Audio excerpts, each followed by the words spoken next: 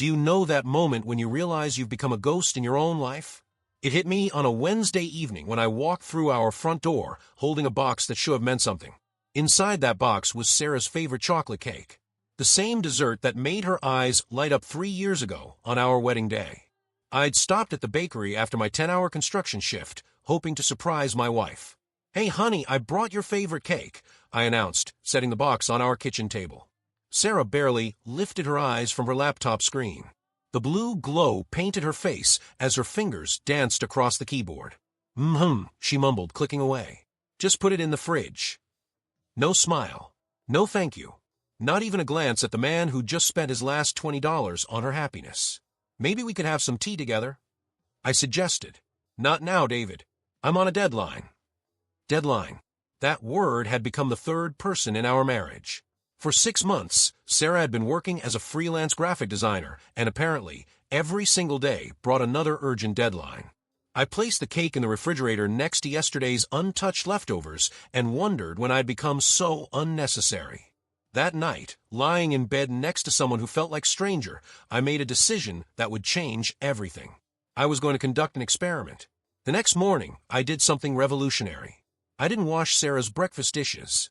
For months, I'd been on autopilot. Wake up, clean up after both of us, go to work, come home, cook dinner, clean again, repeat. Sarah's contribution? She was working. So I washed only my own cup and plate and left her mess exactly where it was. 8 hours later, I returned home to find her dishes still there, joined by a lunch plate and yogurt container. Sarah was in her usual position, headphones on, lost in her digital world. "David," she called without turning, "what's the deal with the kitchen?" "It's a mess." "Looks like someone had meals today," I replied, opening the fridge for my dinner ingredients. "Yeah, but who's going to clean it?" "Great question. Who do you think should clean it?" She turned around, confused and annoyed. "Seriously? I'm working. You know I can't just stop my creative process to do dishes. And I can't stop in the middle of my exhaustion to be your personal cleaning service." Sarah stared at me like I'd spoken a foreign language. Then she huffed, put her headphones back on, and returned to her screen. The dishes remained unwashed.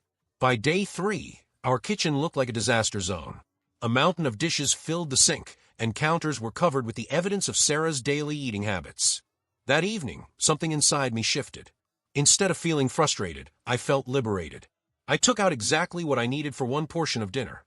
I cooked myself a beautiful meal, grilled chicken with herbs, roasted vegetables, and rice. The aroma filled our apartment. As I sat down to eat, Sarah appeared.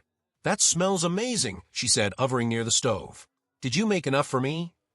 "Nope," I replied, cutting into my chicken. "I cooked for one." "What do you mean, one?" "I made dinner for myself. You know, like how you work for yourself and make decisions for yourself." She stood there, mouth open, as if I'd announced I was moving to Mars. "We're married, David." "Are we?" I looked up from my plate. "Because for 6 months, I felt more like your roommate." "Actually, scratch that. Roommates contribute to household expenses and chores." Sarah's face went through several emotions: shock, anger, hurt, and finally something that looked almost like respect. She grabbed the yogurt from a fridge and retreated to her computer without another word. But I noticed something different. She kept glancing over at me as I enjoyed my meal, and for the first time in months, I felt like I existed. The turning point came on Saturday morning. I woke up early, cleaned my part of the apartment, and got dressed to leave. "Where are you going?" Sarah asked, looking up from her screen. "Gym, then lunch with Marcus, then maybe a movie." "What about me?" "What about you? Don't you think we should spend time together?" I paused and really looked at her. "Sarah, the last time we had a real conversation was 3 months ago. And even then, you checked your phone every 2 minutes. But it's Saturday." "Yes, it's Saturday. My day off. Your day to have another deadline, apparently." "I don't have any deadlines today." "Perfect," I smiled. "Then you can tackle that mountain of dishes." Her face went pale. "You're joking." "Do I look like I'm joking?" At the gym, I ran into my friend Marcus. "Man, you look different," he said. "What changed?" I remembered who I was before I became someone's convenience. When I returned that evening, Sarah was sitting at our clean kitchen table. The dishes were done, and she looked smaller somehow.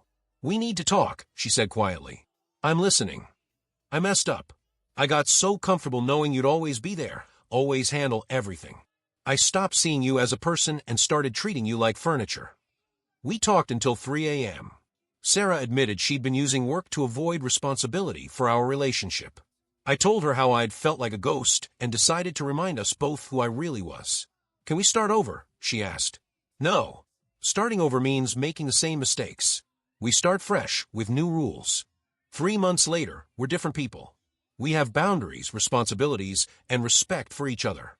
When I stopped being convenient, I became desirable. When I stopped always saying yes, my yes became valuable. Sometimes love isn't about compromise. Sometimes love is about knowing your worth. Drop your thoughts in the comments below. Your story might help someone else who's feeling invisible right now. And if this story resonated with you, if it made you think or feel something, hit that like button. It tells YouTube that real stories matter. Subscribe if you want more stories about finding your voice, setting boundaries, and remembering your worth. Because everyone deserves to be seen. A boundary isn't a wall between people. It's a door that can only be opened from both sides.